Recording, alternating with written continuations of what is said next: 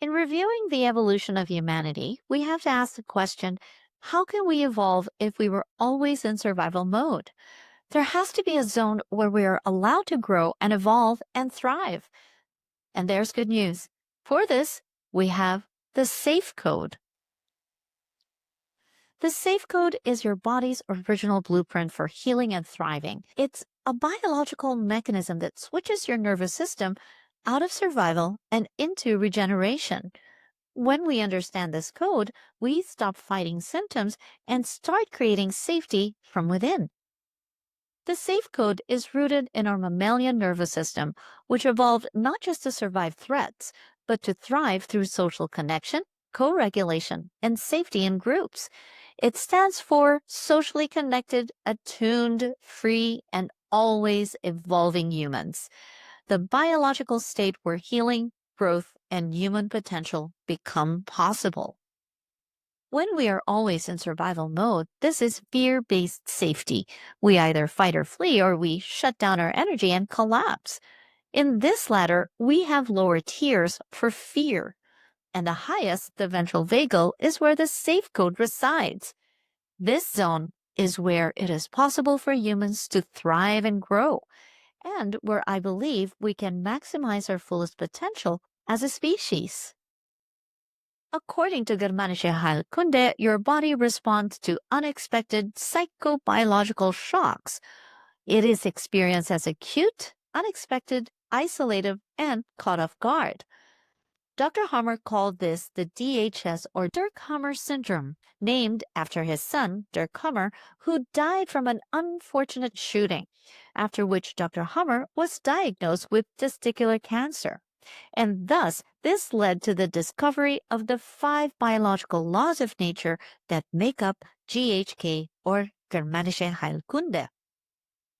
Biological conflicts activate when the distressful life experience is acute, unexpected, felt all alone, and caught off guard. These are triggered in the reptilian fight or flee or aquatic freeze or shutdown states. We would call this fear-based safety. GHK has neatly organized these fear responses into what we call SPS, Senseful Biological Special Programs, commonly referred to as diseases in the fear paradigm, and these are caused by biological conflicts. Each germ layer fields specific conflicts. The primal survival are fielded by the major organs: eat, breathe, water, reproduce, eliminate, and digest. Attack, integrity, defilement, and caregiving conflicts are fielded by the dermis or deeper skin. Self-esteem and abilities conflicts are fielded by the muscles, bones, fluid system, and connective tissue. While relationships, territory, contact, and communication are fielded by the ectoderm layer. Because they follow the laws of nature, these SBSs are immutable and predictable. The oldest organs in the endoderm germ layer field are basic survival needs: food, digestion, breathing, reproduction, not being isolated, and elimination. Evolutionarily, these are the most basic biological needs. Without these, there is no life to live. The brain layer is the brainstem and the midbrain, and these are the most primitive parts of our brain. We needed a more protective sac for our organs and a thicker protective layer for our bodies. We also needed to start providing nourishment to our offspring. The old mesoderm germ layer includes attack, integrity, defilement, and caregiving conflicts. These are gland-like organs and are fielded by the dermis or deeper skin layers. The brain layer is the cerebellum or the small brain. Establishing life further as land animals, we needed kinetic energy for better movement, and thus the new mesoderm layer fields our ability to move into life. Our reptilian ancestors needed to move well in order to not get eaten, but also to find food, a partner, to build homes, migrate to safety. Movement is everything. If we don't move, we don't live. Life is all about moving, working, exercising, playing sports, eating out.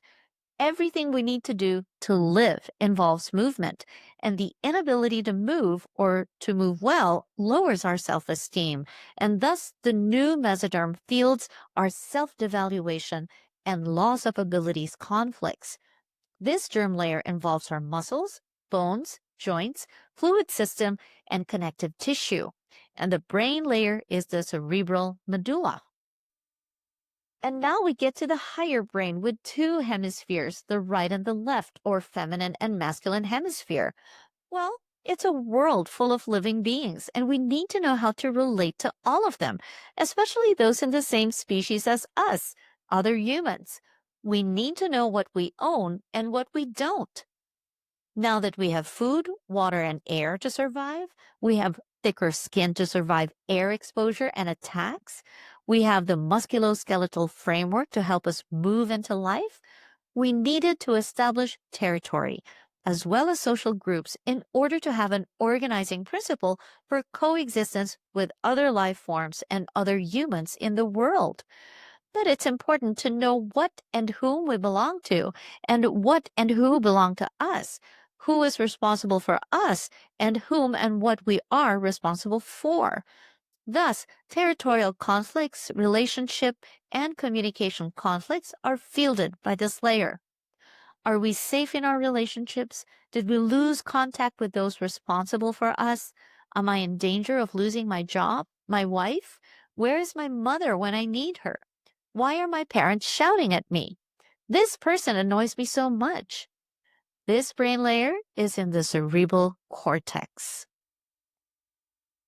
There are different ways to seek safety, and different branches of our nervous system nicely depicted through this autonomic ladder. When we speak of biological conflicts through GHK, we can refer to fear-based safety.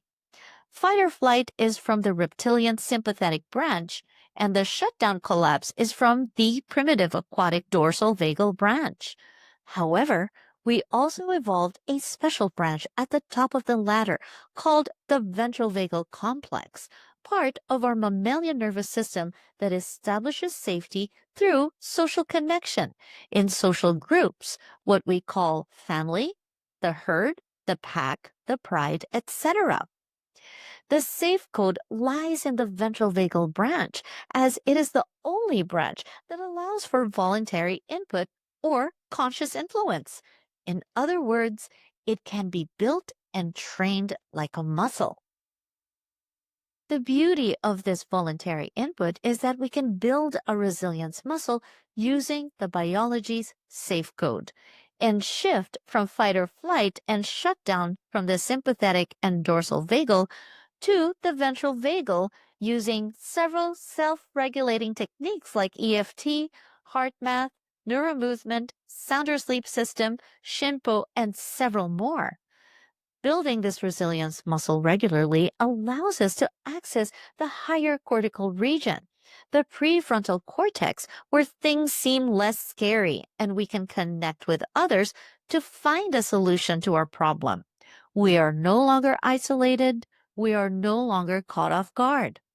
And I like to call this technique of consciously going up the autonomic ladder through conscious voluntary input as safe up. The real magic of the SAFE code is that when we consistently self-regulate and shift from fear-based safety to social connection, we can move up the ladder to the ventral vagal system consistently by training our nervous system to safe up. And over time, it becomes the default nervous system. This is just my theory. When it has been trained to be our default nervous system response, we can, to a certain extent, evolve above the fear-based nervous system responses and possibly downgrade or bypass these biological conflicts by being self-aware, socially engaged, and connected. This way, we never feel isolated nor caught off guard when a distressful life experience happens to us because we are socially connected. We become resilient. Here's a simpler conclusion. We have 6 ways that our nervous system responds to the environment. The number one state is the newest ventral vagal state of social connection. This is the higher mammalian nervous system. Then we have fearless mobilization when we are moving, challenged, having fun, going up the stairs, working, playing sports in a competition or contest. We have a higher heart rate, high energy, but we are socially engaged. Then we have fearless immobilization when we are chilling out, relaxing, hanging out, having some me time, meditating, a massage, savasana, sunbathing, or napping. We have a low heart rate and low energy, but we are safe and socially engaged. Then we go into fight or flight or fearful mobilization when there's a threat we need to escape from. This goes into our reptilian system. And fearful immobilization when we feel helpless, overwhelmed, stuck in a rut, dissociated. We are in the amphibian nervous system. And shut down when we are collapsed, catatonic, unfeeling, in a mental stupor. We want to disappear and hide. We are playing dead. We are in the aquatic nervous system. During the course of a day, we switch from one state to another. For example, in the morning, you're having breakfast in your ventral vagal system, socially engaged, you're with your loved ones, getting ready for work. Then you run to the car in a fearless mobilization. You drive the car, you go up the office, you are working, you're walking around, and you're really busy. Then it's time for lunch. Rest and digest. This is more parasympathetic. You are socially engaged, so you are also in the ventral vagal system. You find a restaurant with friends, you're in a low heart rate, you laugh, you have low muscle tone, you are relaxed and socially engaged. Then maybe before work, you get into a 20-minute nap and you are in fearless immobilization, low heart rate. You are immobile, but you are safe and socially engaged. But when you get back to work, there's an angry customer looking for you who walks right up to you with an angry face and starts to shout at you. And you either get into fight or flight or you get into fearful immobilization. Either you get angry and shout back or you hide. Then the manager shows up, sorts everything out with the customer, and the customer leaves satisfied and actually apologizes to you. Okay. Ideally, you would go back to your calm state, socially connected ventral vagal complex. This is the idea of resilience, bouncing back to a felt safety in the body to self-regulate and find safety in the company of others. Likely your friends will come to co-regulate with you, embrace you, say soothing words, give you a cup of tea, soften their voices, stroke your back, give you a hug, and likely you feel really good. Ideally, you would want to be resilient and come back to social connection. From fearful mobilization or immobilization or shutdown back to connection through co-regulation. Now, these three responses, we are merely surviving. There is danger, a threat to our safety. These responses are where we would find GHK's biological conflicts triggering, as long as there is an organ that responds and adapts to the perception of a distressful life experience that is acute, unexpected, isolative, and caught off guard. You are merely surviving. But these three responses are the safe zone where we would say we are thriving because we are not using resources for surviving. We can use them for growth and further evolution. We are thriving through the magical ability of the voluntary input, which is possible through safe-up practices. We are overriding the reptilian and aquatic fear-based responses with a safe zone, thriving, socially engaged responses. By consciously using our resources to always move from surviving to thriving and letting the thriving states be our default response. This is where I feel the safe code is important to know in order to continue our evolution into better humans. If you want to learn more about the SAFE code, message me directly and I'll let you in on the details of courses, workshops, and other resources that are available. You were born to die unfinished.